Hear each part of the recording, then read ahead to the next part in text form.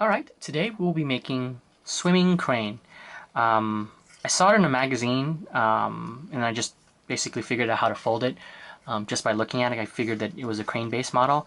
I don't know if it's called swimming crane because the book was written in Japanese, but I kind of like it, and so I make it every once in a while as sort of like a little tabletop piece. Instead of like a regular crane, it's sort of swimming with its little fan-like wings and like that. Ta-da! Swimming crane. Well, let's get started. Whee! Alright, let's get started.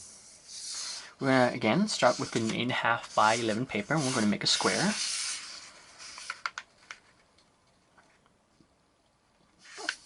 All you have to do is match the top side with the longer side. And once again, this little excess right here at the bottom, we're not going to fold over it, we're going to flip it over and then do it to the back. This way we get our paper, our square as accurate as possible. Oh, and for the tearing, you can use a razor sharp knife. If anything, I recommend a razor sharp knife because this way your tear is, you know, it doesn't have those ruffles. Now, I'm going to hand tear it because I don't have my X-Acto knife available to me. But normally I have my squares given to me pre-cut, but, you know, not everyone has the resources I have because, you know, I love origami. I figured out how to get it done, but for everybody else who has copier paper or paper just lying around, this is how you make a square. And if you don't have a knife, always remember, you can tear it apart. Now, notice you see this, if you actually look, you could see, if closer, you can, oh, I wonder if I could see in the camera.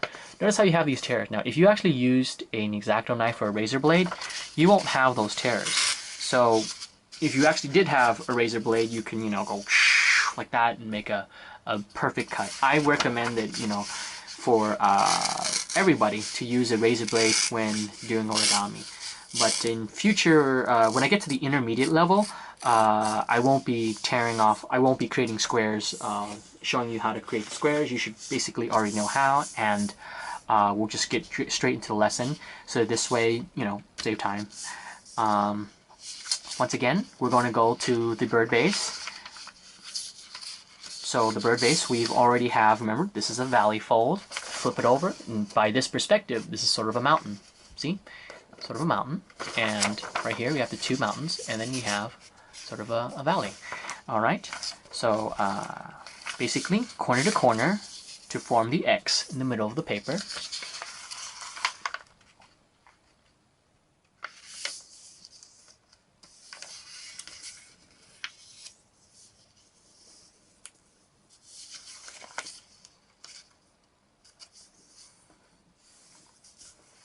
There we go. Open it up, and then flip it over, and then notice how the X is sort of going upward in sort of a mountain-like fashion instead of like a valley. We're going to do two corners to two corners, the hamburger fold. There we go. And then open it up, two corners to two corners, and then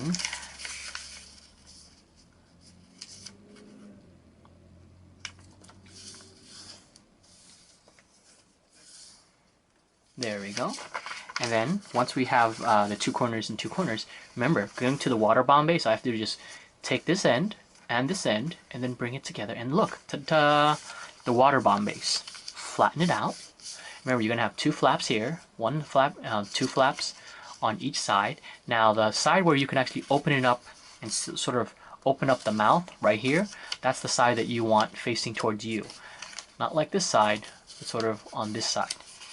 Now, I showed you in my previous others how to get the traditional crane base by folding it this way. You're actually folding a double paper. Well, for here, this time, we're actually just going to do it straight from scratch. This way you can actually see how everything forms together. Now, as I open it up, you'll notice that you have your double X's. You have one going from corner to corner, one going across. And what we're going to do is we're going to basically fold all of the bird base. We're going to fold the bird base by hand, each and every corner. This way our origami figure comes out as accurate as possible. So what we do is I'm basically going to fold this edge right here towards the middle, right here. I'm going to match this line up with this line. And you're not going to go past this line right here. You're not going to go past the midway point. So just move it over, and then do your crease.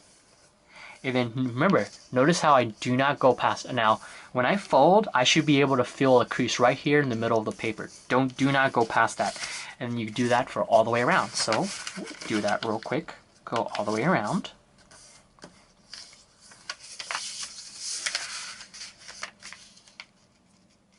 And remember, I'm only able to do this quickly mainly because I have years and years of practice, thousands of hours. And remember, any talent or speciality you can master with lots and lots of practice. So, you know, take your time with it, have fun with it. I mean, if it becomes too stressful, is it really a hobby? But I mean, for me, I've had times where I've figured out origami, and yeah, it was a little bit stressful, but then once I figured out how to do it, I was able to repeat the process, and it became less and less stressful.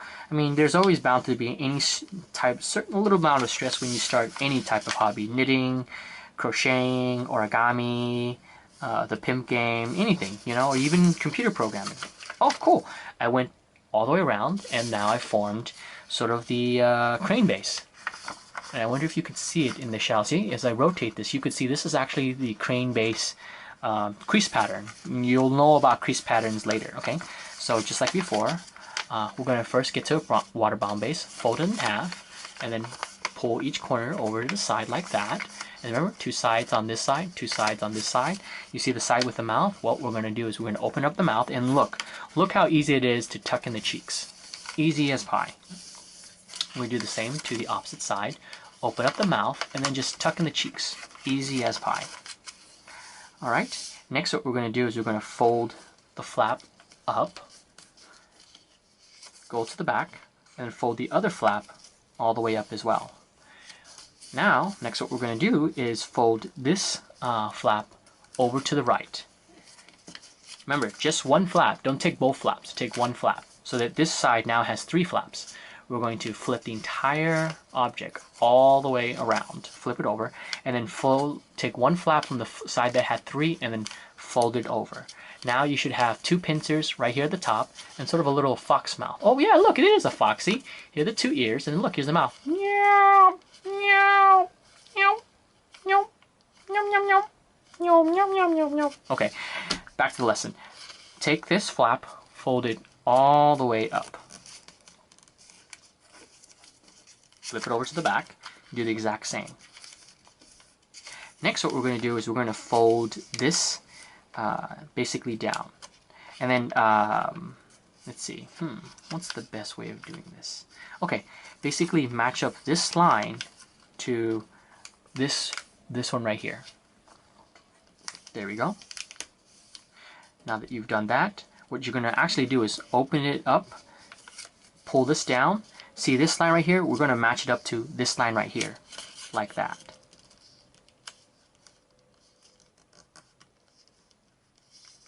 Now, basically unfold, and we're basically, see how there's two creases, one right here and the one that you made? The lowest crease right here, the lower one, actually fold that one down, and then see this second crease that you made? Fold it up. And then this last one right here, just match it up, fold it down. And then you're actually going to repeat on the opposite side, except you're going to go this way. See how you see the wing on this side? You're going to repeat the same process. Fold it down, like so that this line meets the midway point. Now fold this whole thing down and actually match this one right here to the midline. Like so. There's a fold right here that you should be able to see. Like that. Unfold, fold it back up. Now, originally this was right here is a mountain fold. From your perspective, it should be a mountain fold. It should be popping up. You're actually going to fold that down. And now the second fold that you have right here now looks like a mountain. It's pointing upward. You're actually going to turn that into a valley. Fold it up. And then now this one right here, we're actually going to fold down. See this line right here? We're going to match it up to the bottom. Fold down.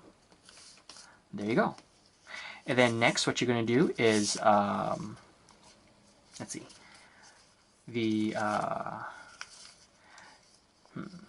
what you're going to do is pinch. Okay, it's actually a little bit difficult, but what you're going to do is you're going to pinch this sides right here. Or actually, you know what? It'd be actually better if you just simply fold it. Wait a minute. Oh, I'm losing track. Give me a second. Oh, okay. Basically, right here on this side, away from the wings, you're going to fold this right here. Fold it down like this. And then after you fold that, what I want you to do is I want you to reverse fold this.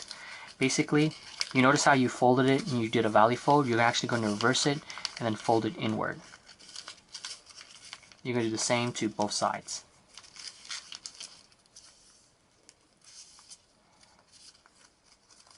And you do the same to the back.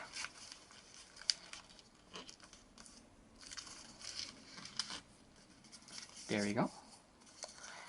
And then all you do is just pull the wings apart, like so. And then see right here where the head is, simply just notch it down.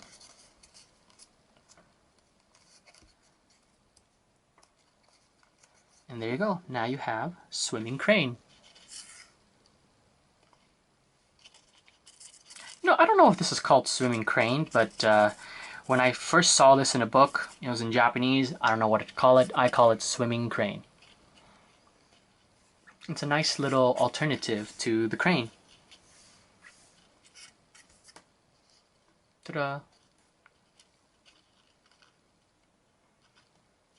There you go. Remember, fold to paper, fold to life.